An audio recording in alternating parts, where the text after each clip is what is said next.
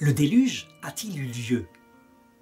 Si on lit matériellement le texte biblique, on voit qu'un déluge aurait eu lieu parce que les hommes étaient pervertis sur la terre, un homme aurait été prévenu et sa famille aurait construit un bateau. Et quand le déluge est arrivé, les eaux étaient si hautes qu'elles couvraient les plus hautes montagnes de la terre. À partir de ce récit, les hommes anciens disaient que la présence de fossiles, de coquillages au sommet des montagnes s'expliquait par le déluge.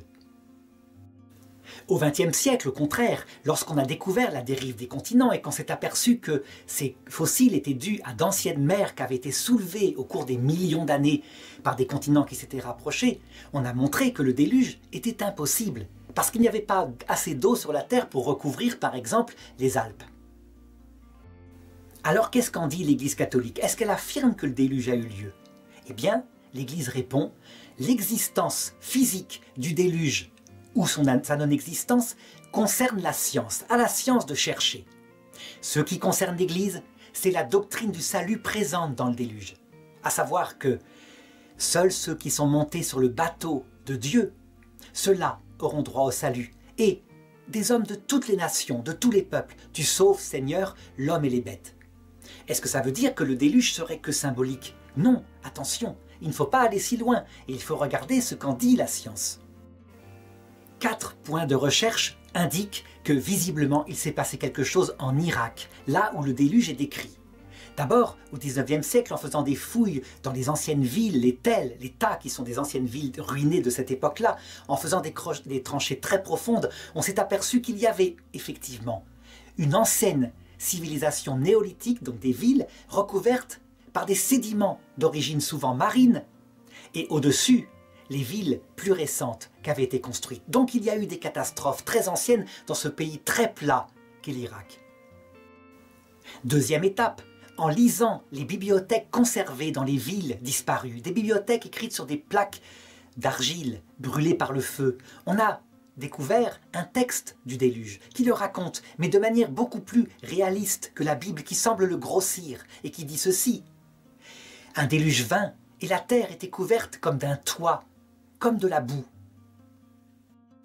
Et il n'y avait plus aucune vie sur la terre, tandis que l'homme qui avait été prévenu par les dieux multiples, cet homme-là finit par lâcher une hirondelle pour voir si l'eau avait baissé sur la terre. Et elle revint, alors il lâcha un corbeau.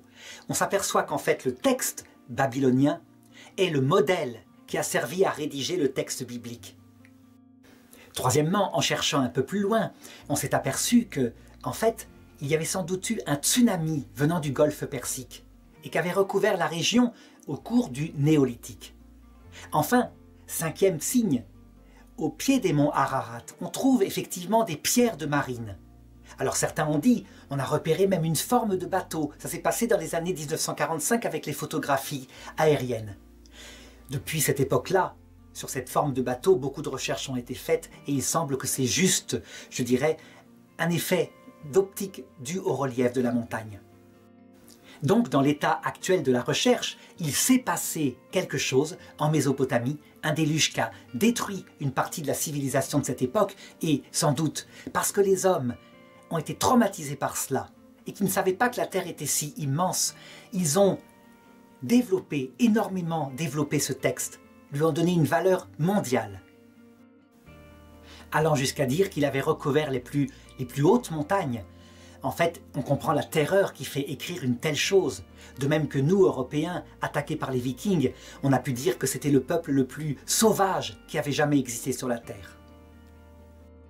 Donc attention à 2 excès, ceux qui disent « ce récit n'est qu'une légende, il n'a aucun fondement réel » et ceux qui disent « ce récit est réel au sens matériel, il y a eu des eaux qui ont recouvert les Alpes ».